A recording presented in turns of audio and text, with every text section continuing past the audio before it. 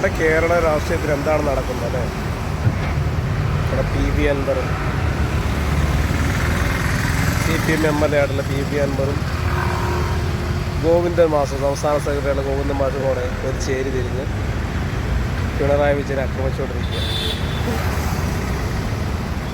കേന്ദ്രം നോക്കിയിട്ട് നടക്കാത്ത പിണറായി വിജയൻ ഇവർ കൂടി ആക്രമിച്ച് നടക്കുമെന്ന് തോന്നുന്നുണ്ട് അല്ലേ?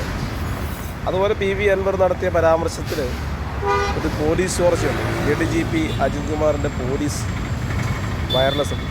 അതായത് അദ്ദേഹത്തിൻ്റെ ഭാര്യയുടെ അജിത് കുമാറിൻ്റെ ഭാര്യയുടെ ഫോൺ കോൾ ചോർത്തിയത് അതൊരു ക്രിമിനൽ ഒഫൻസ് ആണെന്നുള്ളത് എല്ലാവർക്കും അറിയാം.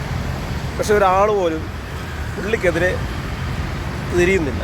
ഇന്ന് എല്ലാ കണ്ണുകളും അൻവറിനൊപ്പമാണ്. ഇപ്പം കഴിഞ്ഞ ദിവസം റിപ്പോർട്ടർ ചാനലിൽ അരുൺകുമാർ പറഞ്ഞത് അവരുടെ ചാനലിൻ്റെ റേറ്റിംഗ് പണ്ടും പിണറായി വിജയൻ മുഖ്യമന്ത്രി വാർത്താ സമ്മേളനം നടത്തുമ്പോൾ സമയത്ത് ആളുകൾ ഓടിക്കൂടുന്നത് പോലെയുള്ള വൺ റേറ്റിംഗ് ചാനൽ രംഗത്ത് PV അൻവറിൻ്റെ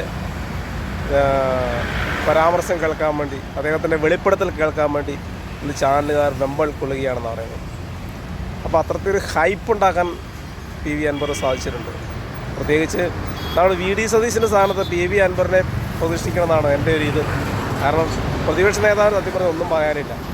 പുള്ളി നിയമസഭയിൽ എന്തൊക്കെ ബെടായി ഒട്ടിക്കുമെന്നാലും സംസാരിക്കേണ്ട സ്ഥലത്ത് കിട്ടുന്നത്. അപ്പോൾ അതിനേക്കാൾ നന്നായിട്ട് ഇപ്പം PV അൻവർ സംസാരിക്കുന്നുണ്ട്.